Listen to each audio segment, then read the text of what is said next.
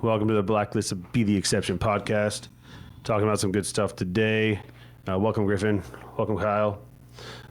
How are you? What are we talking about? I'm getting there. I just want you to say how you are first. I'm doing well. And you? Okay, I'm doing well. We don't care how we're all doing. That's we're fair. here to talk about stuff. So today we're hitting on cool topic, kind of an additional piece to our series we started a couple months ago. The coaching piece, the athlete psychology piece, etc. When was that? Was that the cold one? Well, to you, yeah. You say the cold one? Yeah, where we were in outside cold, and Dan was in a You said Christmas cold, sweater. and I immediately thought of Cold War. 1980s. Kinda in a Cold War situation, actually. Fair enough. If you really think about it. No, but this is part of our leadership and positive psychology theory series. It was athlete self-talk and the impact of coaching behaviors. But prior to that, we want to thank the Train Box for allowing us to take refuge in this place for a good while. Speaking of Cold War. Yeah. I would say Cooper's been pretty great to us. Oh, he's been awesome. Yeah. Appreciate everybody getting us in contact with him too. So thank you for that. But For sure. kicking off this conversation, there's a quote that I kind of not enjoy, but we are our own worst critic. And it's a saying that plays on the notion that humanity's psyche much prefers to err on the side of the negative emotions and loss, as opposed to allowing the practice of positive emotions and gains to be at the forefront. Yeah. I directly read that from my phone. Good job. Okay. Thank you. You can read. Good. You can. So But why is this a thing? humans focusing on loss over gain and positivity. Yeah, why? Why is that something that is always at the forefront? Have you guys read the book Thinking Fast and Thinking Slow? I have not. Well, I can't remember it very well right now, but there's a lot that goes on in that psychology and that behavior. Then, and I think that book does a good job of explaining it. But I think it comes back to he references like what is it, lizard brain and whatever, like the instantaneous thought process, and then the slower one that kind of acts behind you. And with loss, it like that, I think it's that slower or that faster, like instantaneous thought process is more active than the longer term thought process. So I think it just drives more fear and anxiety. And so he talked about having to, in that book, like he uses a lot of statistics in regards to like gambling and like if, I can't list any off the top of my head right now, but it was basically like if you have a 50% chance to double your money or a 25% chance to lose all your money, something like that, people will take the 75% like guarantee when there's a 50% chance that you can like double everything that you have. It's too risky of an endeavor for them. And I think a lot of that probably goes back to that like initial fear and emotion reaction, and when reality we kind of have to use that slower brain to think about things and overcome some of those loss type emotions, if that makes sense. No, to me, it makes complete sense. In fact, what's going through my mind with it all is like crypto. Yeah, I mean markets are a great example of that because people always on the ride up, they're buying, and on the ride down, they're selling. So they're always buying high, selling low. But yeah, it's like that's an emotional state. You're always in an emotional state when you're doing that, and you need to remove yourself from that emotional state to be able to actually make money. And even when something like that's riding high, you need to be able to have the wherewithal to sell it, and when it's low, have the wherewithal to be like, this will trust your conviction and know that this will rise and buy. So like, yeah, it's definitely a roller coaster. I like that thing you said, like trust your conviction. I argue that, that saying we are our own worst critic, a lot of people lack trust in themselves, and it's just kind of that way. They don't trust their ability going into it, and that's quite prevalent in people who have had a rough upbringing, or they just are raised to be weak, if you will. What are your thoughts on it? That's honestly, everything you're saying is perfect, because I was about to say, it's actually a good thing if you are your own worst critic. Mm-hmm. However, it can be detrimental if you are weak-minded, if you were not challenged as a kid. Like, really, you have to be. Parenting is tough, and like this all comes from how you're raised, is how you handle adversity, right? sports really help. So like, which we'll get into like coaching and your environment of those things. But at the end of the day, like where this all starts and stems from is your parents. Like that's where you're going to learn from first. And you do need to learn to understand how to be your own worst critic. Because if you don't, it will eat you alive, right? Oh, yeah. But if you're strong enough to understand that you want to be your worst critic, because that's what's going to get you to be your best self, then you will be really successful on the mindset of everything, on how you handle anything, right? It doesn't have to be sports, just how you handle your day. But if you're your own worst critic and you don't know how to handle adversity and how to challenge yourself and how to reflect on yourself of like, why am I not improving, or why can I not reach the goals that I want? Like, and then not reaching those goals is okay. You just have to understand, did you get better? And if I got better, then how am I going to reset and continue on getting better past that point? So like, for a good example, this weekend, you were at the swim meet, right? And a bunch of kids this is a perfect example, because we're going to get into the high school area. They're all on times, right? For swimming. At the end of the day, you're racing, but you're racing yourself. I mean, you can't, to a degree, you can't slap the other person in the other. Oh, I got you. Yeah. You know what I mean? Like, I mean, you can get disqualified. Right. It'd be funny to watch, but right. Yeah, I got But you. at the end of the, right. But at the end of the day, the only effect that anyone has on is the water, the waving of getting in the wrong time, right? Yep. So you're racing yourself, and if you go in, so state meet, and you can have the expectations of winning the whole meet. Cool. Okay. Let's say you don't win the whole meet. You're your own worst critic. You are super upset with yourself. But let's say you PR'd all of your races by 2, 3, whatever amount of seconds. You got faster than you've ever swam, but you didn't win. Did you win? The subjective would say yes, right? But the objective would say no. So, all right. So your own worst critic, how do you handle that? Find the balance. That's the hardest part, especially for high school athletes, is finding the balance. Like, oh, I didn't win, but this day and age, at the club level, which the meet this weekend was club level, it's a very individually minded sport. So if they hit a best time, they don't care about their place. They don't care if they won state. Now, an individual like Amber, who I'm assuming cares about both, because she's a hawk. Is that an appropriate way to put her? Yeah. A hawk? Yeah. Like, Yeah. I would argue that she maybe an eagle. Eagle's better. Either one. Put her an eagle. Hawks are pretty sick. True. Which one's more deadly? Honestly, there are hawks. There are I think certain hawks that are. yeah. Pelicans. A peregrine hawk is like the fastest bird or whatever. That's true. And Yeah, those that's things true. eat. But anyway, continue true. on. ADD. At watching her 100 free at finals, she blew it away versus prelims. Like her prelim swim was great, but her final swim was collegiate level, Right. high level collegiate level, and I could just see the fire turn on hardcore. Like she wanted to win, but she wanted to be under 50 so bad. That meant more to her, the time based thing. Now, assuming she didn't win, and we had like, I don't know, a Simone Manuel there or a Katie Ledecky there who would have just beat her by 3 to 5 seconds, she still would have been happy that she went under 50. My thought is, I think she would have been pissed. Really? I think here's the difference is. I like to hear that. Yeah. I don't know. I'm not her, right? I think she could be happy and mad at the same time Yeah, I would agree to that. That's fair. because she got beat, but she also got better. Yeah, that's Right. true. So we had a kid that was supposed to win the 100 free on the guy's side. And he got second, but he went a best time by like a solid second and a half almost. And he was like, "Yeah, great. I'm a 45-4 now." And the guy that beat me went a 44, but I didn't win. And our team needed the points.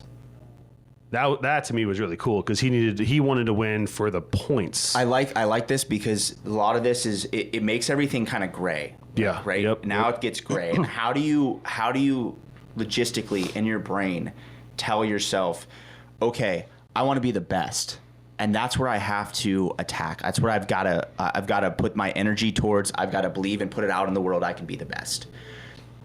But you may not get there, and the way I've described it is, but also maybe you are better than the best. You're not there yet.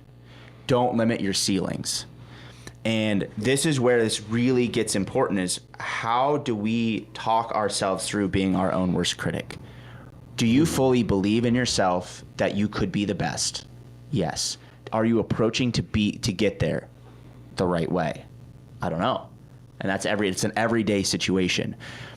As long as you've got to set these goals, and then now you have to have this like hierarchy below it of understanding how do I approach getting better every single day? Everyone's like that 1% better. Okay, you can't get 1% better every day. It's just not. It's impossible. I hate that saying. Right? But if you were It's constant, impossible. and also like progress isn't linear either. No. Right. However, like stocks zoom out and it looks like Yeah. Right. it's the day-to-day consistency of building those habits, of continually building yourself mentally, and then physically will come along with if you're mentally strong. It's going to happen. Allowing your anterior mid-cingulate cortex to grow. Sure. That's the disciplinary area in your brain that lives. just You know. you blew everyone's mind. No one knows what the hell happened now. Go watch Andrew Huberman. He explains. But anyway, so like to kind Don't of watch him. to keep wrapping that up is like you've got to understand here's the top level of who I can be. Here's the top level of whoever is, for instance, like LeBron, right? Like, do you think you could be better than LeBron or MJ or whoever you want to say is the best? Okay, that's the peak. Now I need to find my best self. My best self may be better than them. My best self may not be better than them. It's a fun journey. Right? And right. And you have to choose the day-to-day of building yourself mentally, of continually getting better and understanding where you're at, and all you want is progress from where you're at. You have your end range, but you have to take one step.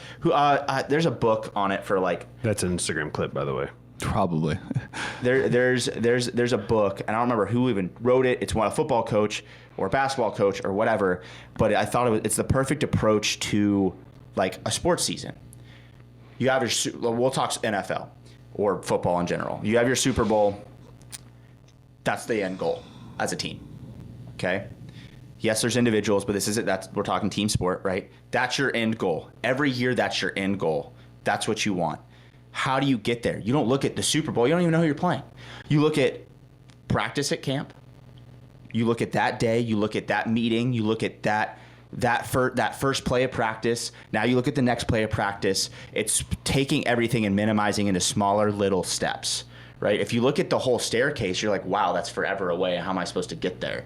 But if you start going, I'm going to take one small step, whatever that is, just getting and putting my shoes on, whatever, it doesn't matter.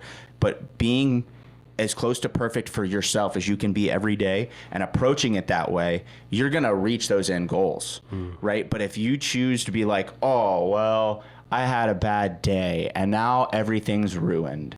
Like, if you choose to be a critic like that to yourself, you're fucked. The victim mentality. Yep. So like kind of wrapping that back to like, it really helps with parents as like letting your kids be challenged, and you can be there to support, but let them figure it out.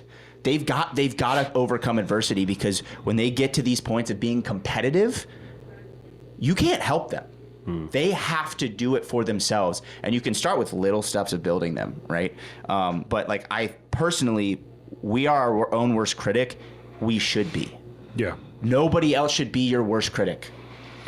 Yeah, it depends on how you channel that, though, for Right. sure. And like you can be your own worst critic and go down a path of negativity and just like, woe is me, or you can be your own worst critic and continually look to strive to be better. But at the same time, I still think there's a positivity aspect to being your own worst critic. And like when you are making those small wins, I think you guys reference like the fact that like you PR'd all your swim meets and then you still lost the race. Like, yes, you lost, but you also have to being your own worst critic and then chasing perfection. You're still going to focus on the fact that you got better, and there's still a happiness component to that. Because if a lot of the time, if you just live in your own worst critic and you're just trying to drive success and drive to be the best, it's just a negative feedback loop that ends up catapulting you back into this victimhood mentality. And I think it always just relates back to victimhood mentality if you don't have any sort of positive takeaways that you're having throughout the course of a season, career, whatever it might be. This is going to sound super hokey, but honestly, watch like the first few if you watch the first season of Pokemon, and honest to God, like everything guys are saying, like fits Ash Ketchum in that fucking first 20 episodes. It's real. There's a mojo, you can call it whatever, but you need those wins to build you. So if you see yourself as losing constantly, even if you're winning, right, you can change your own reality. We've had a podcast on that. You create your own reality. Like if your reality is winning, like you do have to also be able to step back and be like, am I actually winning? But you can see data wise, it's right? The 100%. You look yourself in the mirror, ask yourself, did I give 100%? The answer is, and the answer, if it's yes, question it. Right. Question, like in the swimming world, as you guys have heard me say a lot, and a lot of people that we're associated with it being an anti-gravity chamber, there's so much happening that you don't have full feel of what's going on, and it also you get constant feedback from the water every single stroke, like you said. So are you actually giving 100% with every single stroke you're taking, every single kick you're executing, every single kipping pull-up you're doing, every single handstand? People will be like, that seems exhausting, but it's really just one choice at a time. Exactly. And it eventually becomes autonomous. Yeah, right? So, absolutely. You two, I argue, are the world's worst critics for yourselves, but you have found a balance point to where I say that, and I fall into this as well. Because when I was competing, I found a balance point. Now there's no balance point. Well, fair enough. I didn't know you too much when you were competing, other than that TFX in 2016. Yeah. I would 100% argue that I am for sure my own worst critic. However, that is what drives me to be the absolute best, and why people are like, why the fuck are you so good at shit? And that's so. I say it's a good thing. It's a very very good thing. It's more people associate it with a negative, within the negative light, but it's not. I think here's a good other point, and then we can kind of move past it, because you could talk about this forever. Everyone's gonna have their own way of dealing with this psychologically, because we're all different, and there's no right way. There is not a right way. For instance, like Matt Fraser, the way he did everything, right? I'm a person that likes the phrase chasing perfection. Other people want to hear chasing excellence. And I think the biggest difference in here is that perfection, it's like perfection. There's a standard of what has to be done. Everything's perfect. Excellence is very wavy. It's just success. Yeah. Right? It's mediocrity. Well, no, it's not mediocrity. To me, I view that as mediocrity. If I was to put perfection's 100%, excellence could be 90%, right? Mediocrity. Excellence seems like it has an end goal, and perfection, there's no end goal. Yeah. So excellence is mediocrity. Not always. I see it the other way. I see perfection is an end goal, which is impossible to reach. Yeah. But there's still an end. There's a number, right? Like it's a. Well, I mean, there's a number, but it's a different way to think about it. Yeah, but I mean, you'll never reach it. Correct. Right. So there is never an end goal, which I think is more, in my opinion, is more satisfying, knowing that you're constantly chasing something that you'll never achieve. So you're gonna always be chasing. Right. So that's what I'm kind of bringing towards is I now have something you can constantly see a growth. Okay. You can reach excellence well before you reach perfection. Yeah. Right? I think excellence is more of a defined by society than it is. Right. And perfection is more. And a lot of people, so when they have big wins, their first big win is excellence a lot of times. Yeah. And a lot of people drop off and they're not as competitive, or they're not as hungry. And that's where this is me. Everyone else can be like, I love chasing excellence. That's what I want to be. I got it. And this is deep on it. But when it's chasing perfection, the job's not done. You just took one step forward. And you get put in the category of weird by society. That's fine. I know that it is fine. That's why I say chasing excellence is mediocrity, because society is mediocre. Now, I don't mean it in the... If you want to be great, be prepared to be unrelatable. Yeah. Yeah, and I'm not using the actual definition of mediocrity, by the way, so we're clear. This is Dan's mind, because I constantly have to tell the swimmers, hey, you think a 21.1 in the 50 free is fast? Well, right now, if you're not going 18.9, you're not even looked at by colleges. So redefine what you believe to be fast. You're not fast. When in reality, 21.1 is well above the average speed. Yeah, but well above the high average speed. But you're talking to kids that want to be the best, and then you have to give them, hey, this is where you got to be. Yeah. Well, yes. Right? But then that's exactly goes to that point. okay, that's where you got to be. Where are you now? Get better each day. But Coach Dan, I just won the best time. You should be proud of me. I am proud of you. Yeah. But you can do better. And this is why I like chasing perfection. Yeah. Because yes, you're not going to get there, but becoming your best self is how you get as close as possible. And if you have a goal to keep chasing, constantly chasing, there should be no point in your life where you stop chasing. Mm-hmm. Even when you're 90 years old, CrossFit talks like you want to be able to move around. Keep chasing your best self. Right? Yeah, physically you're not going to be as talented as you were as 27 years old, but it doesn't matter. You can't be getting better at something. Yeah, your goals. Even if that version of yourself is a minor. What? I don't think you should chase that. Continue on. Your goals are going to change, but like as long as you're chasing the perfection of that goal, you'll always have something to strive for. But like excellence can be defined by society, and when you're defining things by society, there's an end goal to it. And like to be honest, like watching LeBron James, like many of you know I'm not the biggest fan of him. I think there's better mindsets out there.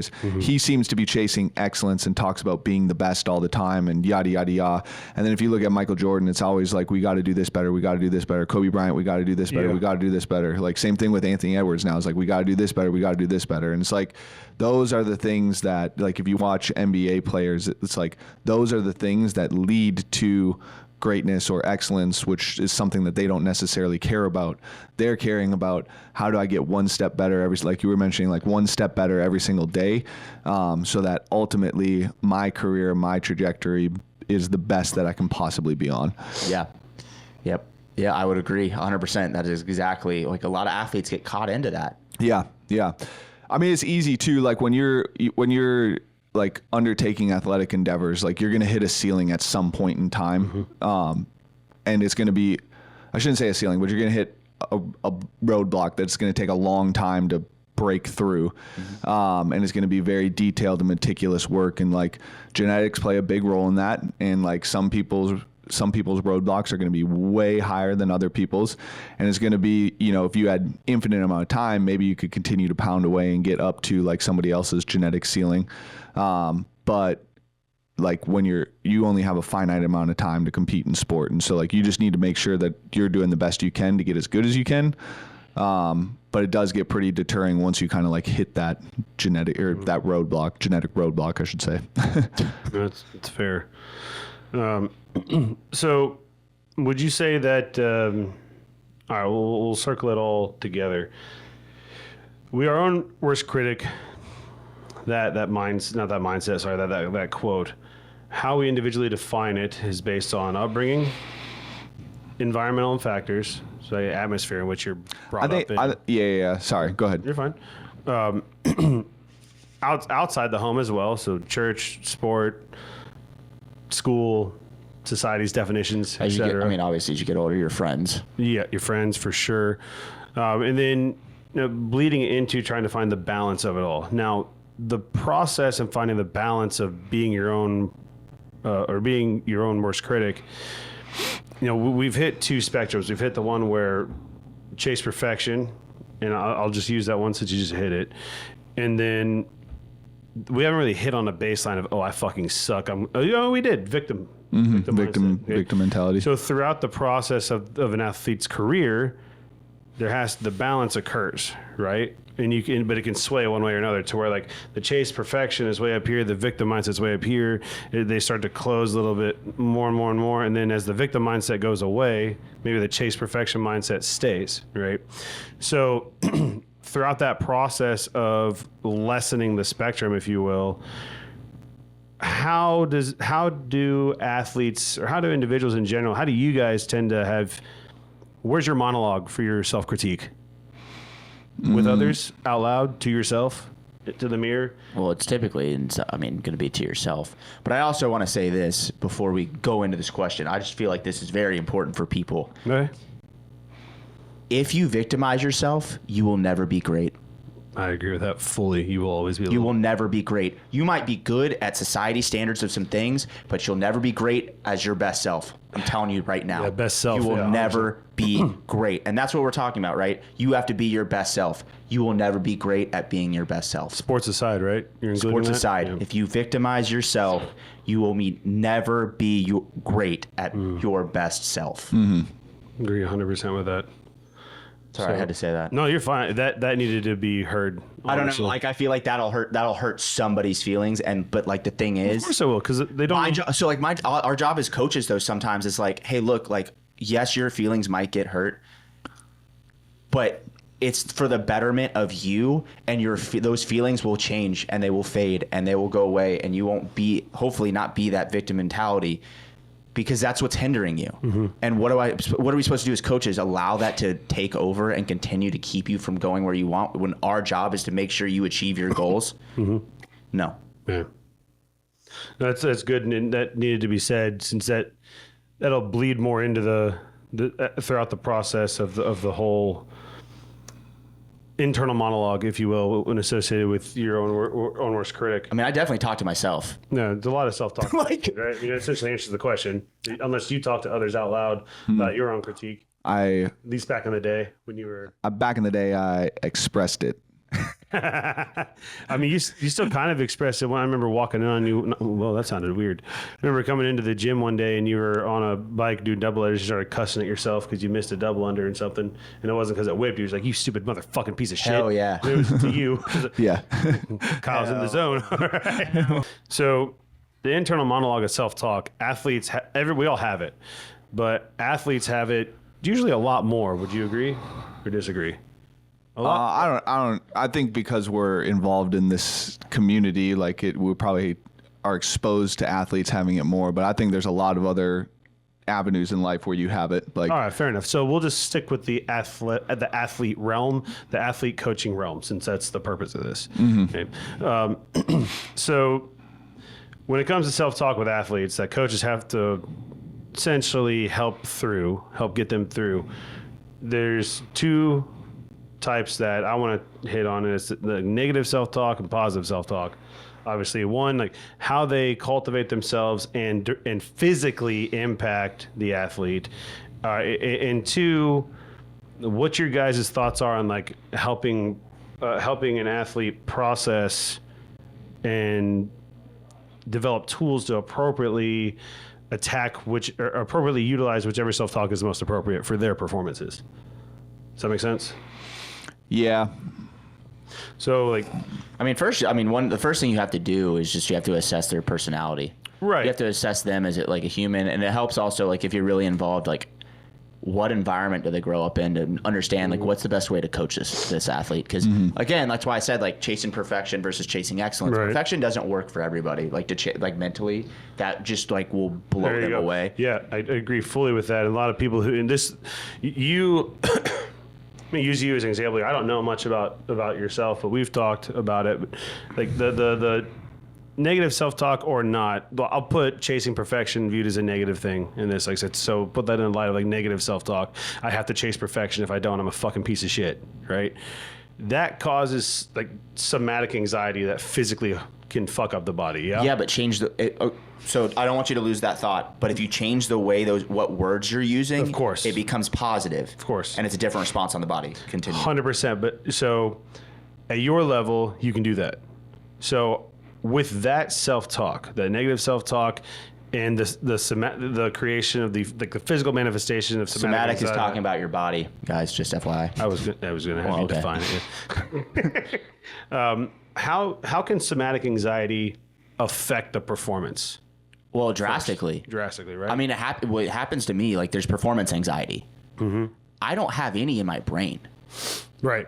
but my subconscious, like, it's a natural. I'm conditioned. It's from football. It started from football. It's just a different realm, because I put so much pressure when I was younger on myself, because I expected to always be the best, and if I didn't reach that it had nothing. I didn't care.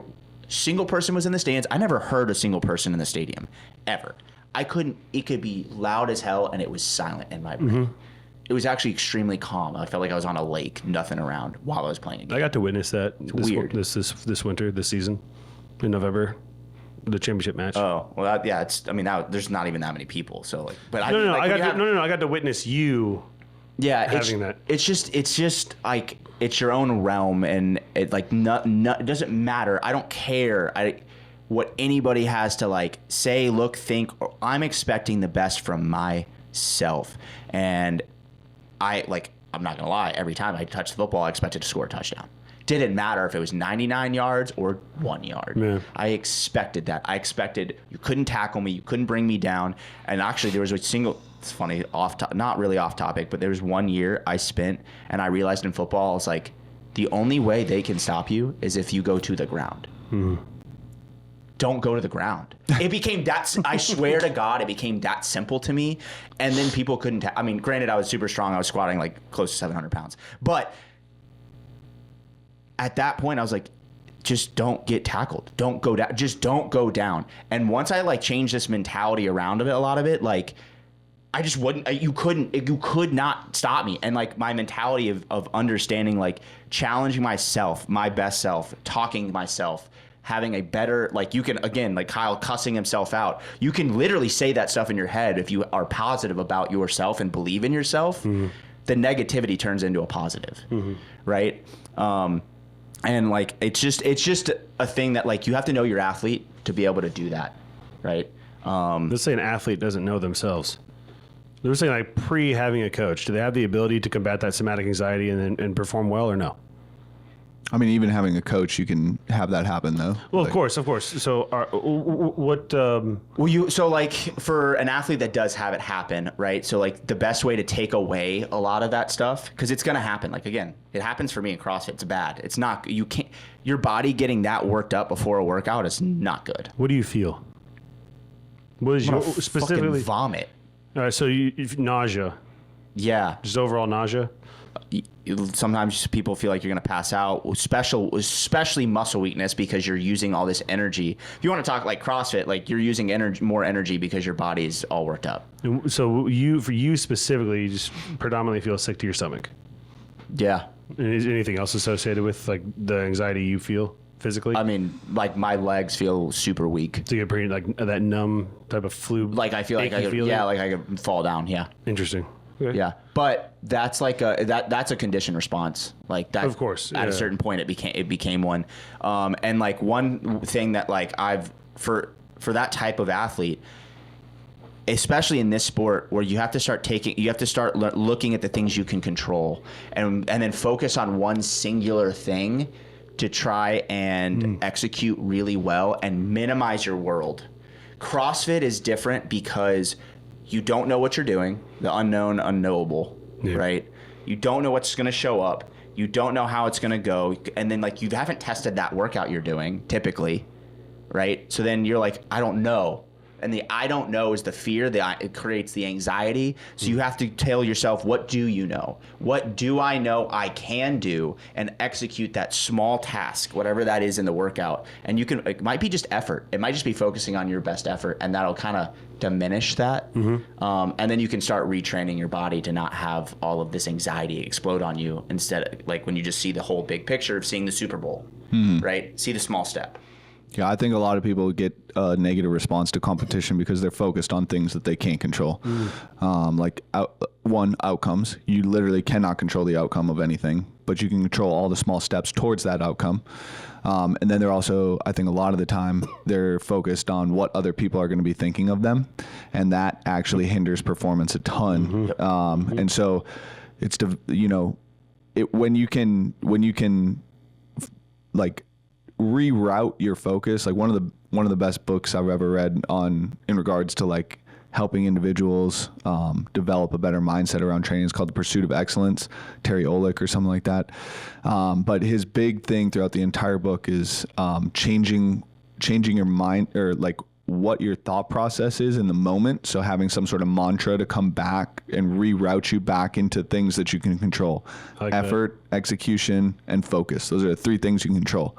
And your focus if you're not controlling your focus, it goes to the negative things that you don't want, like the outcomes, the things that you can't control. So you have to control your focus back to the things that you can control. I like that a lot, honestly. And both of those, which you guys just said, is a good segue into the how coaching behaviors can influence like an athlete's self-talk. So with the examples you guys just provided, right?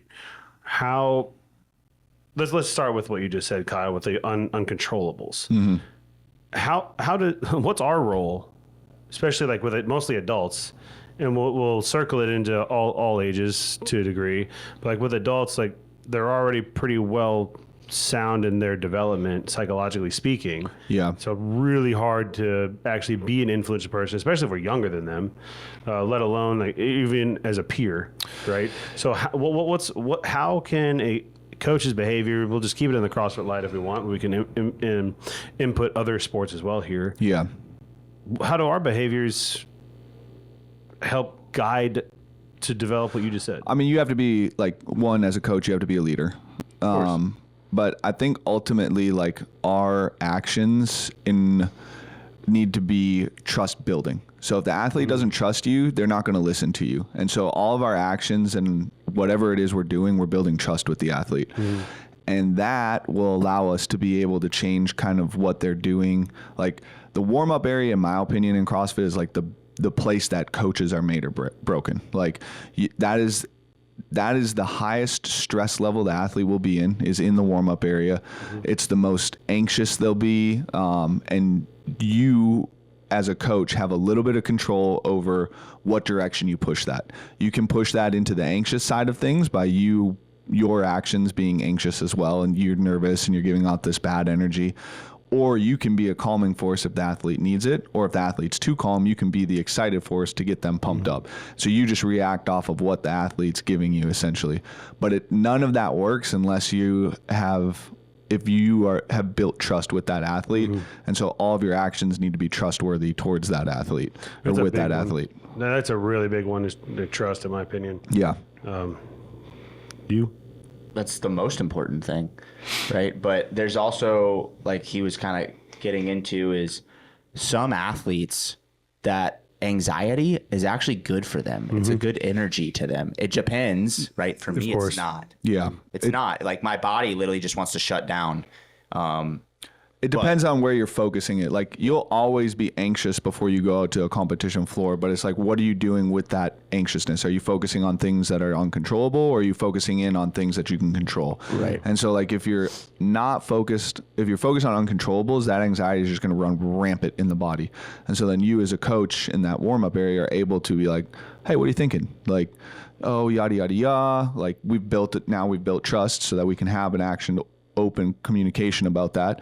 Like, okay, well, let's go walk backwards on the treadmill, do something that they haven't done to break their concentration patterns. Let's go walk backwards on the treadmill and talk. And then you can start to reiterate and like, all right, well, what if you started thinking about this? Or what if you started thinking about this? And you can start to give them different things to take them off of that kind of negative feedback loop of whatever it is they're focused on, and start bringing them back to focusing on things that they can control.